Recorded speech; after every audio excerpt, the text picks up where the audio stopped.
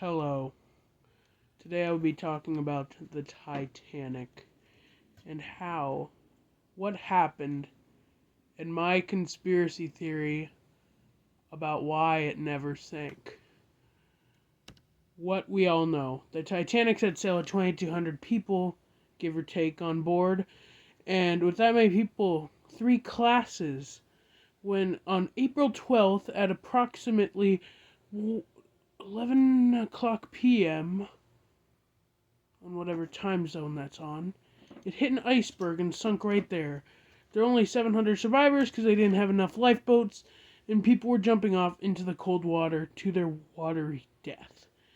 And it sank, it split in two, and the ship sank. Rose killed Jack by not letting him get on that stupid door. That's a story for another time. But that is the story we all know and love. But I have the true story. My true story starts with a conspiracy about a person named J.P. Morgan. J.P. Morgan was a wealthy businessman. His main 3 rivals, Jacob Astor, Idor Strauss, and Benjamin Guggenheim, were all first class on the ship. J.P. Morgan here canceled his first class ticket the day of. People were selling their homes to get tickets on that ship. Seems suspicious that he would cancel it. You know, she was a beautiful ship. One of the best boats you could find at the time. But why would he cancel? Because he wanted to get rid of his competitors, as my conspiracy theory goes. All 3 of them died on that ship. But how could he just happen to know it would sink? How could he just happen to know all this? Here's where it gets crazy. It never sank. The Titanic never sank because there wasn't a Titanic that sank. The Titanic never existed. It always was and always will be the Olympic, which was damaged a week before. He switched it knowing that it would sink because of the damage caused to the ship. If you look at the last known photo of the Titanic, you can see a burn mark on the side of the ship where the iceberg hit because of the fact that there was a fire on the Olympic. And if you look at some pictures of the Olympic from the same year, there's a hole in the side of the ship.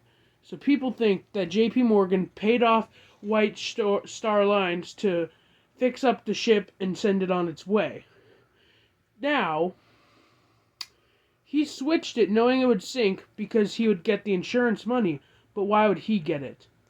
He ran White Star Lines. He sunk his own ship for the money and to kill off his competitors. But how can one man do all this? He was the... Dadgummit, I messed it up. I'll crop it out. He was the main investor in White Star Lines. He did an inside job to sink his own ship. And this is just the tip of the iceberg. Pun intended. The mummy's curse also could have helped. William Stead, who died on that ship, was an author researcher most notable about his researches on ancient Egypt. He told stories of the mummies and ghosts to scare passengers, but he did voodoo rituals on the ship and was carrying a mummy on that ship, making many people believe that he had cursed it to sink. And now, does everybody here listening to this podcast, I'm going to go out on a limb and say chocolate. Everybody likes chocolate. Unless you're a dog, but that's another story.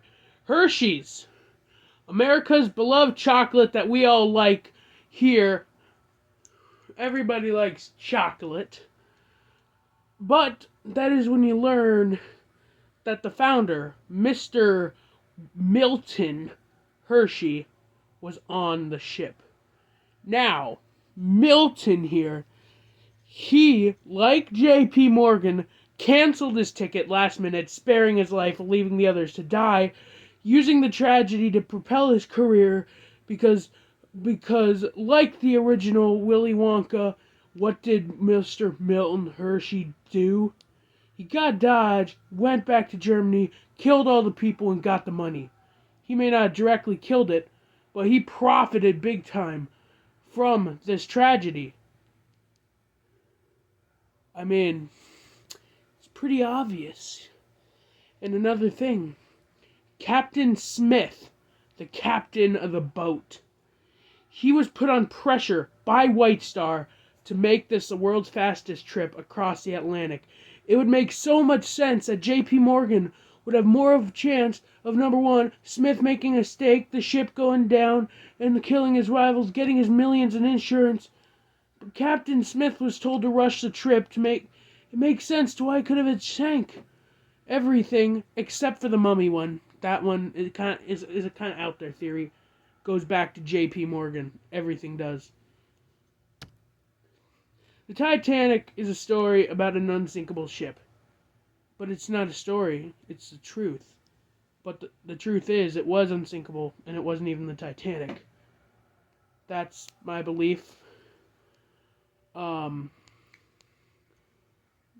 that's about all I got here. I'm going over my run time. I was supposed to make this 5 minutes. It's sitting at like 6:24 now. But that is it. But my theory is just a theory. Did J.P. Morgan sink his own ship?